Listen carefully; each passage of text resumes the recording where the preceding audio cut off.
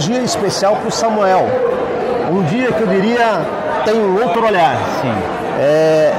O Samuel é fotógrafo, também trabalha com sistemas, né? Sim. Mas a paixão dele sempre esteve atrás do clique. E nesse livro que ele apresenta hoje, eu vejo que além de ser preto e branco, também tem uma temática sempre voltada ao mar. Sim. Como é que surgiu a ideia e essa paixão pela fotografia?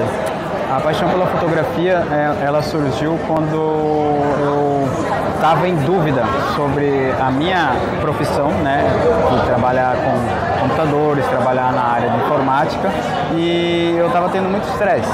Então, nessa época eu comecei a tirar fotos por hobby. E eu morava já em Bombinhas, e nisso eu comecei a me apaixonar pela fotografia. E aí decidi, depois de conhecer a minha esposa, a trocar 100% o meu trabalho de informática pela de fotografia. E aí eu comecei a acompanhar a pesca da tainha em Bombinhas. E o interessante é que a Nani, a esposa dele, ela é assessora de imprensa, jornalista, justamente focada na área cultural. E os dois, né, faziam ali, de vez em quando um vinha para Blumenau, né, tu vias para Blumenau, sim, ela ia para Bombinhas, isso. Aí no final acabaram ficando juntos, isso, né? Isso. E pela arte. Isso, pela arte. Esse é um registro de quantos anos?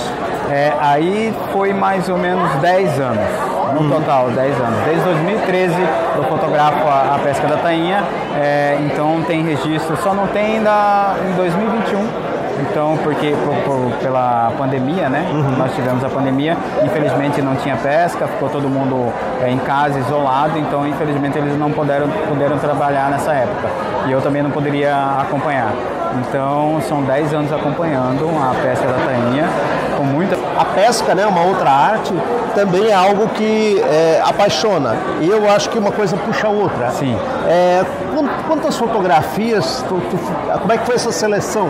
Porque quando a gente faz um material, uma matéria, a grande dificuldade é exatamente fazer a seleção do material, né? Sim. Olha, a seleção desse livro, particularmente, eu deixei na mão da minha produtora Soila e da minha esposa Nani. Eu deixei na mão dela, porque nas duas. É ruim, né? Quem faz Eu tenho um apego muito grande, então você imagina, eu tenho 10 anos de fotografia, eu devo ter um acerto de no mínimo, falando baixo, 10 mil fotografias. É muita coisa. É muita coisa, muita coisa. Mas o resultado, ficou satisfeito? Sim. E quanto tempo foi para... o projeto foi através da Lei Rouanet. Da Lei Rouanet, né? Sempre foi o sonho de lançar um livro, e o que tu acha sobre um livro de fotografia? Na verdade foi assim, um belo dia minha esposa viu as fotos, né? Ela falou, por que você não junta e faz um livro, né? Eu falei, não sei, né? Talvez sim. Aí eu comecei a pegar gosto pela essa ideia, comecei a olhar os outros livros de fotografia, vi como eram feitos e como eram produzidos e tal. E aí eu aceitei o convite da Soila, minha produtora, falou, não, vamos montar um livro legal e vamos lançar. E aí a ideia surgiu e colocamos para botar em andamento, né? Fomos atrás da Lei Rouanet, graças a Deus fomos contemplados com a ajuda do BRDE, que nos ajudou a colocar esse livro em circulação. Então agradeço a eles também pela ajuda e tá aí, o filho nasceu, demorou, mas foi. Legal. Bom, parabéns aí pelas fotos, né, pela temática. Realmente acho que é uma viagem, né? A cultura litorânea. Sim.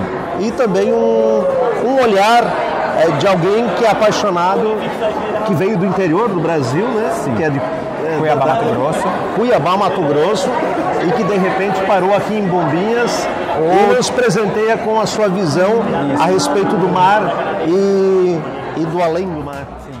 Outra escritora que lançou sua obra foi Raquel Gastaldi, com o livro Borboletas no Jardim. Estamos falando da 5ª temporada de exposições do Museu de Arte de Blumenau, que iniciou no dia 9 de outubro e segue até 31 de janeiro, de terças-feiras a domingos, no horário das 10 às 16 horas. Ele fica dentro do prédio da Secretaria de Cultura e Relações Institucionais, antiga Fundação de Cultura da cidade. o público pode conferir os trabalhos de artistas de 3 estados. Do Paraná, A Dança, de Carmen Rocha; de Santa Catarina, A Cidade Fabricada, de Rogério Negrão; e Tessituras Poéticas, de Antônio Montebeller e Sandra Winkler. Além do Rio Grande do Sul, que traz o coletivo Paisagens Oníricas, com curadoria de Ana Zavadil.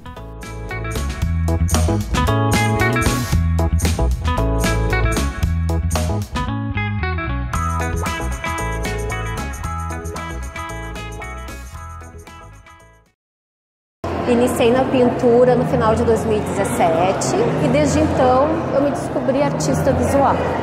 Eu trouxe para a exposição Paisagens Oníricas 2 obras da série Entre o Céu e a Terra. Esse processo criativo, ele se dá através da reflexão do próprio fazer pictórico e dessa análise interna desses questionamentos que a gente traz desde a infância, como o que existe depois da nuvem, o que existe entre o céu e a terra, o lugar de cada coisa no mundo, a relação da arte e da ciência, com esses questionamentos muito íntimos que nós temos. Então, essas obras, elas trazem óleo nos traços, nas expressões, pastel seco e pastel oleoso.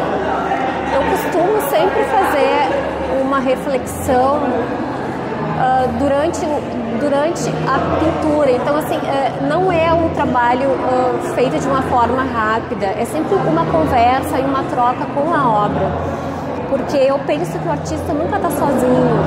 Quando o artista ele está produzindo o seu trabalho, o trabalho conversa com ele, né? Então eu gosto sempre de retornar para o meu trabalho, e o óleo ele é um material que ele possibilita muito isso.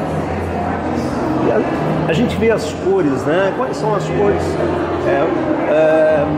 Tem alguma que tu te sente mais atraída? Eu vejo que são, por exemplo, entre o ocre, o preto, o azul escuro, e de repente essa mistura também lembra, né, as nuvens, o tempo, a ideia do vento com os traços brancos. Essa é a linha, essas são as tuas cores, ou Sim. Essas são as cores dessa coleção? Não, essas são as cores que eu trabalho, né? São, na verdade, assim, como eu realmente me descobri artista. Então eu trago isso desde o início lá das aulas, quando eu comecei pintando por hobby mesmo. Então, assim, são cores que eu sinto uma afinidade muito grande com elas, né? Então, assim, essa série, eu entendi o que era essa série durante o processo, né? Então, durante esse processo, como eu trabalho com arte contemporânea, eu trouxe toda uma pesquisa, né, entre arte e ciência, né? Einstein, por exemplo, acreditava que a emoção mais profunda que o ser pode sentir é o mistério, né? Então, assim, então quando a gente pensa naquilo que a gente não consegue compreender de uma forma racional, isso te dá, ao mesmo tempo que te dá um medo, ele te instiga também, né? Então essas cores são cores muito confortáveis para mim, são cores que eu trabalho, quando eu vejo eu estou trabalhando com elas, né? E são as cores que eu uso, assim, é a minha paleta de cor. E em relação à exposição, em Blumenau é a primeira vez, e em relação a outras no sul do Brasil ou até no Brasil? Então, eu estou muito feliz de estar aqui, é a minha primeira exposição em museu, eu estou muito feliz mesmo, a gente está tendo um acolhimento maravilhoso aqui. Eu estou bem emocionada porque a minha trajetória ela é recente e eu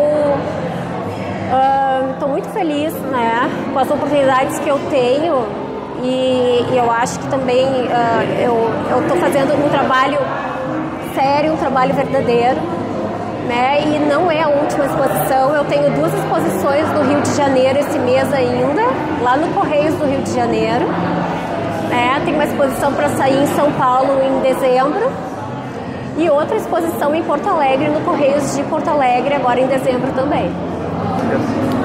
Bem, o trabalho da curadoria, ele é bem importante no que tange assim, a escolha das obras que vão estar numa exposição, o conceito que perpassa a exposição.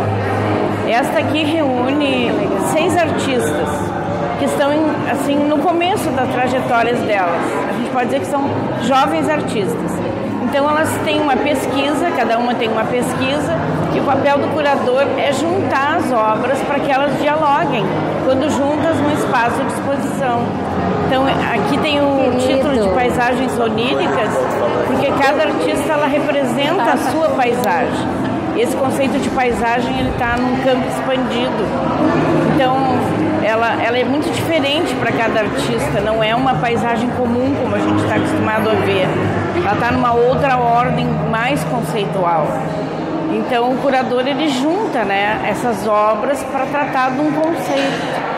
E essas obras devem falar sobre isso, sobre esses conceitos.